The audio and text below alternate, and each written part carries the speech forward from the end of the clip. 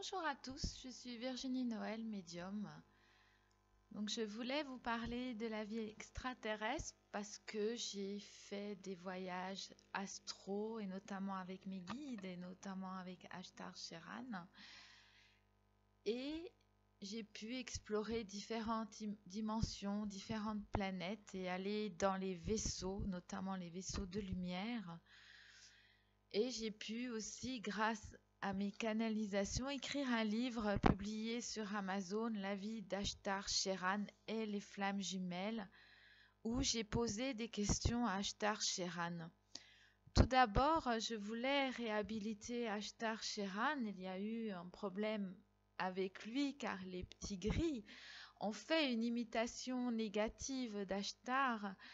Et de ce fait, sa notoriété a été un peu descendue en flammes à cause d'un faux Ashtar Sheran, car vous savez, pour ceux qui s'y connaissent un peu en extraterrestre, que ces entités négatives, genre les petits gris, les reptiliens, peuvent tout à fait prendre l'aspect d'un guide, se transformer et se faire passer pour lui.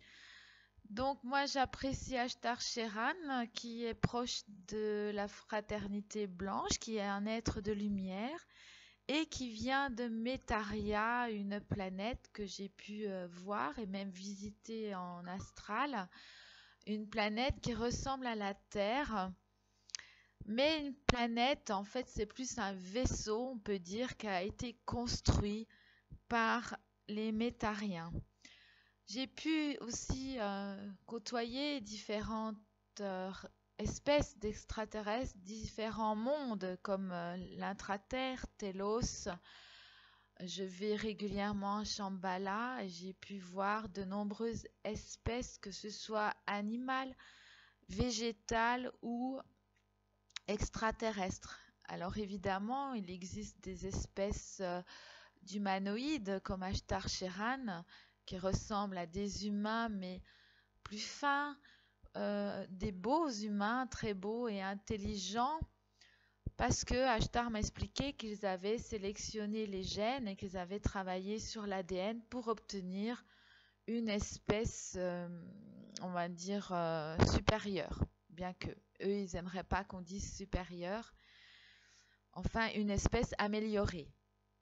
Il existe d'autres types d'extraterrestres, des formes humaines qui sont mélangées à des animaux. Par exemple, j'ai pu voir sur une planète des extraterrestres avec des têtes de taureaux, par exemple, avec des cornes.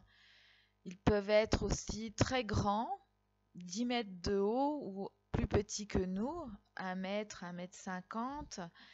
J'ai vu aussi sur Metaria des extraterrestres de toutes les couleurs. Il existe des bleus transparents, des noirs, par exemple les mercuriens qui sont incorporés à leur planète, à leur vaisseau. En fait, ce sont des planètes itinérantes, donc moi j'appelle ça des vaisseaux qui sont construits.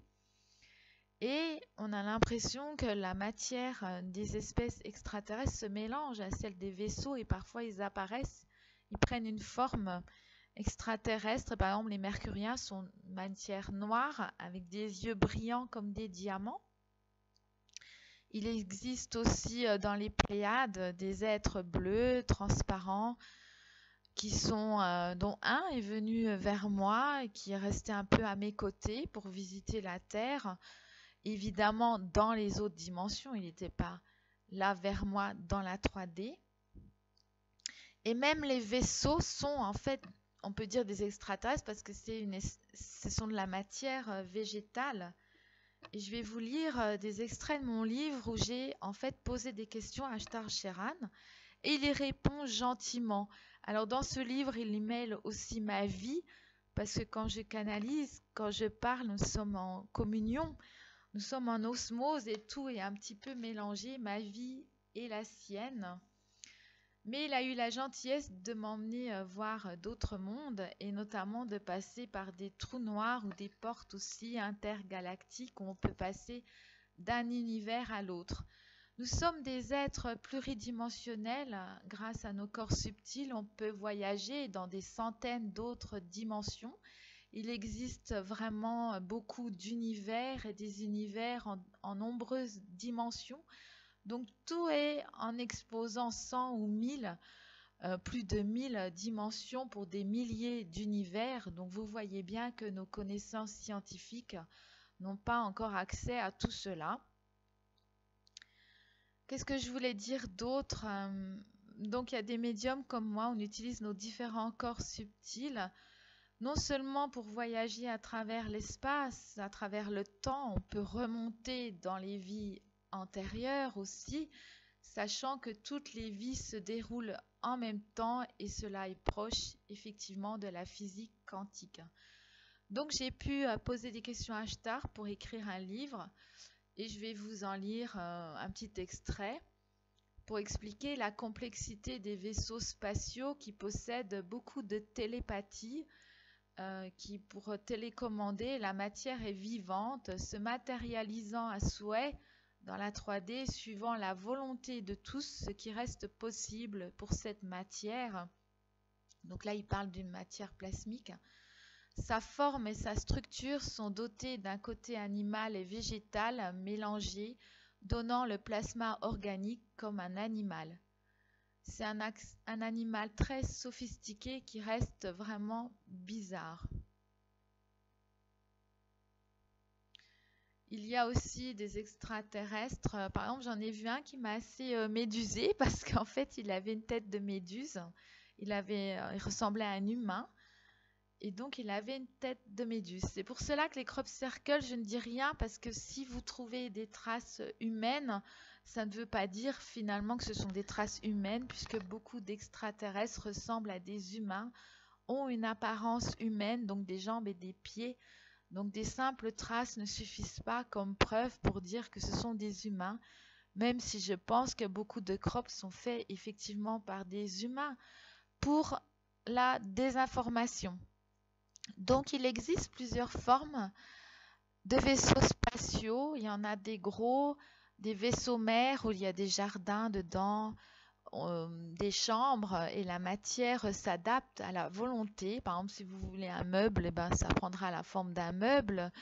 La matière peut devenir transparente. Comme ça, vous avez l'impression vraiment que vous êtes dans le vide sidéral, parce qu'il n'y a plus de matière sous vos pieds où elle est devenue transparente. Et ces vaisseaux peuvent traverser les différentes dimensions et aussi le temps. Ils peuvent remonter dans le temps.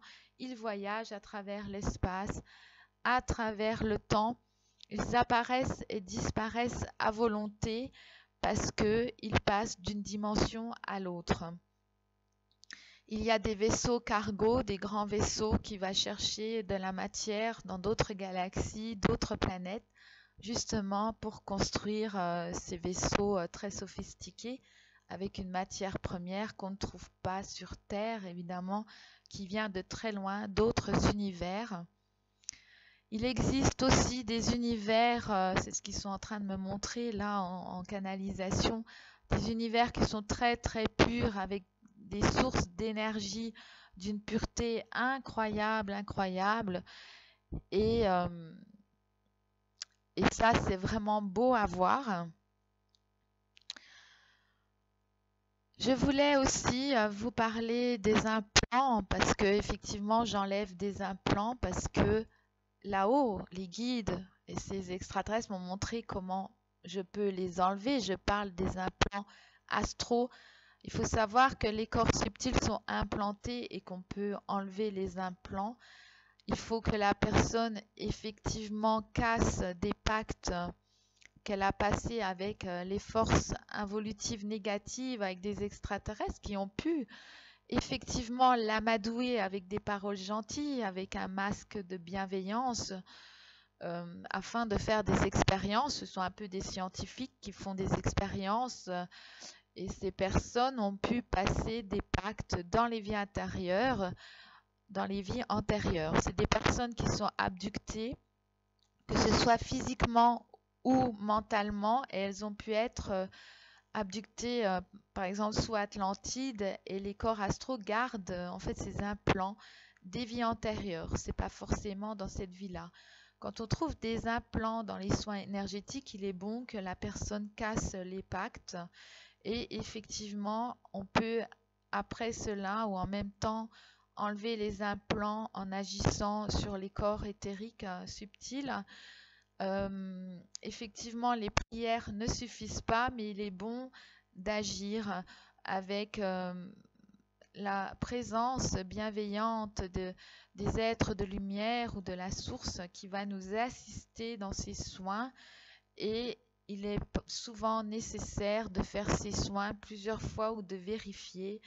Et il faut absolument que la personne soit très très persévérante, que vraiment elle ait la volonté de casser ses pactes. Il faut le faire plusieurs fois pour arriver à libérer la personne de l'emprise des forces extraterrestres involutives. Certes, la Terre est protégée par rapport à tout ça, mais souvent, tous ces pactes, ces implants viennent des vies antérieures. Et effectivement, je vous recommande, quand vous partez en voyage astral, ça peut être la nuit, quand vous dormez, de ne rien signer là-haut et de toujours rester bien vigilant. Il y a eu une certaine politique l'année dernière ou il y a 2 ans concernant Ashtar Sheran. Et effectivement, il y a une sorte de manipulation négative, que c'est comme de la politique, où les petits gris ont fabriqué un faux Ashtar Sheran pour semer la confusion et la discorde. Ashtar Sheran n'est pas tellement intervenu là-dedans, parce qu'il nous a laissé notre libre arbitre. Et il pense qu'on est tout à fait capable de vous prévenir de ce genre de problème, des pièges du bas astral. Et pour beaucoup d'initiés, de personnes éveillées, c'est facile de les voir. Mais pour les gens qui sont novices en la matière, il est bon de les prévenir. Donc parfois mes vidéos, je rappelle les bases, mais c'est toujours bon à savoir, surtout pour des personnes qui rentrent dans la phase d'éveil. Si vous avez des questions, vous pouvez me les mettre dans les commentaires. N'oubliez pas d'aimer, de partager afin que je sois bien référencée. Je vous remercie vraiment de votre écoute. Je remercie mes abonnés, ça fait plaisir. Voire même parfois je vous rencontre dans la rue et j'apprécie nos échanges. Si vous avez des questions sur n'importe quel sujet, mettez-les moi dans les commentaires et peut-être ça me donnera des idées pour faire des vidéos. Sachez que je réponds de toute manière à vos questions. Je vous remercie pour votre écoute. À bientôt pour d'autres vidéos.